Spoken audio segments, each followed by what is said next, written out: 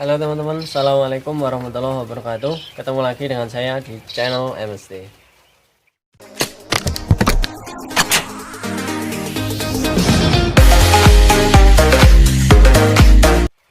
Saya ucapkan terima kasih kepada teman-teman yang sudah mengklik video ini, dan ingatkan terus kepada teman-teman untuk selalu mendukung channel saya dengan cara klik subscribe, like, and share ke media sosial teman-teman, agar channel ini bisa memberikan manfaat kepada orang yang membutuhkan. Dan bagi yang sudah menonton video kali ini, saya ucapkan banyak-banyak terima kasih. Oke, selamat menonton videonya. Halo teman-teman, alhamdulillah kita masih diberikan kesehatan oleh Allah sehingga pagi hari ini kita masih bisa menjalankan aktivitas seperti biasanya. Semoga kita selalu diberikan kesehatan oleh Allah dan diberikan rezeki yang barokah. Amin, amin ya rabbal alamin. Oke teman-teman, di sini kita akan membahas seperti biasa ya, mengenai masalah peternakan puyuh. Jadi saya akan membahas beberapa masalah yang dialami oleh para peternak, yaitu burung puyuh yang mengalami penurunan produksi atau produksi burung puyuh ini mengalami penurunan seperti itu. Jadi kita akan membahas penyebab dari menurunnya produksi burung puyuh ini. Ya teman-teman, ini sesuai pengalaman saya. Dulu saya juga pernah mengalami produksi burung puyuh saya ini mengalami penurunan. Itu ada penyebabnya. Yang pertama, penyebabnya adalah dari segi pakan teman-teman. Maksudnya dari segi pakan ini, misalkan teman-teman memberi pakan burung puyuhnya itu terlalu sedikit, nah itu jelas akan mempengaruhi produksi burung puyuhnya itu. Karena kalau makanannya terlalu sedikit, akhirnya burung puyuhnya kelaparan dan uritannya telur itu tidak terbentuk dan akhirnya tidak bisa bertelur seperti itu teman-teman. Terus selanjutnya masih dari segi pakan, yaitu telat memberikan pakan dan minum. Nah itu juga akan mempengaruhi produksi dari burung puyuhnya itu sendiri. Kalau teman-teman sering memberikan pakan dan minum sering telat, nah itu akan berakibat pada produksinya. Karena karena burung puyuh itu kan bertelurnya itu dari pakannya itu sendiri teman-teman. Jadi kalau teman-teman sering memberikan pakan yang telat dan memberikan minumnya itu telat, itu akan berpengaruh pada produksinya. Ya selanjutnya masih dari segi pakan teman-teman, yaitu sering gonta-ganti pakan. Misalkan teman-teman yang awalnya memakai pakan campuran terus berpindah ke pakan pabrikan, nah itu juga akan mengalami penurunan pada produksi burung puyuh itu sendiri.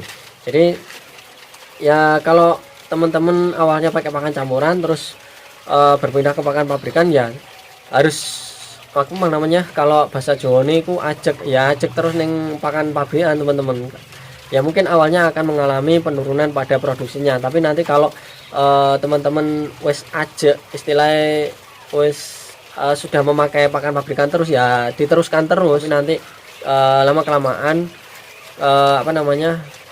produksi dari burung puyuh itu akan pulih dengan sendirinya seperti itu. Yang penting jangan sering gonta-ganti. Misalkan hari ini minggu ini pakai pakan campuran, terus seminggunya lagi pakai pakan pabrikan, terus seminggunya lagi pakai pakan campuran. Nah itu akan merusak uritan dari burung puyuh itu sendiri.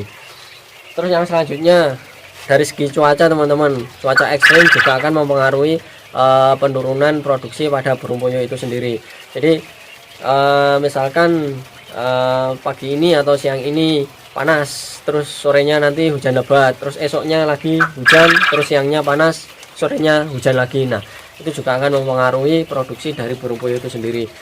Biasanya kebanyakan itu burung puyuh juga mengalami penurunan produksi itu pada musim pancaroba teman-teman. Jadi ketika pergantian musim, burung puyuh juga mengalami penurunan pada produksi.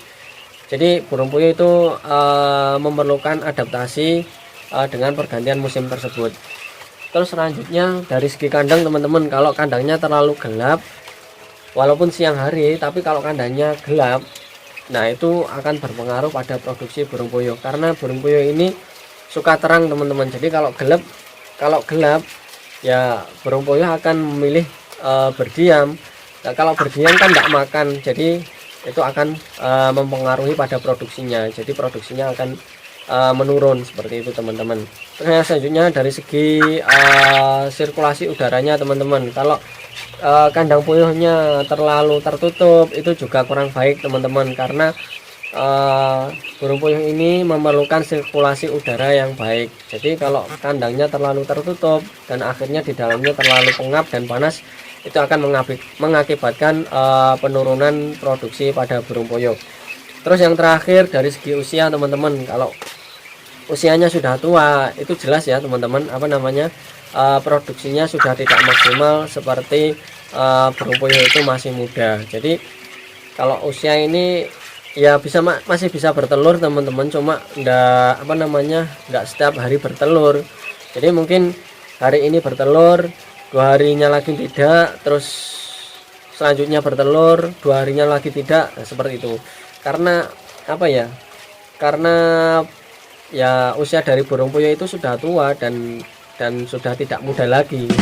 Itu juga mengalami penurunan pada burung puyuh dan waktunya untuk diakhir, seperti itu teman-teman. Mungkin itu yang bisa saya sampaikan. Itu sesuai pengalaman saya teman-teman. Mungkin dari teman-teman sendiri mempunyai pendapat atau mempunyai tambahan mengenai penurunan dari produksi pada burung puyuh ini, silahkan bagikan pengalaman teman-teman di kolom komentar. Jadi kalau kita bisa berbagi pengalaman dan bisa berbagi ilmu mengenai dunia peternakan atau dunia usaha apapun itu akan bisa memberikan manfaat kepada banyak orang teman-teman. Jadi ya itu mungkin yang bisa saya kasih di video kali ini. Semoga bisa memberikan manfaat juga kepada teman-teman yang membutuhkan, dan kita akan bertemu lagi di video berikutnya. Wassalamualaikum warahmatullahi wabarakatuh.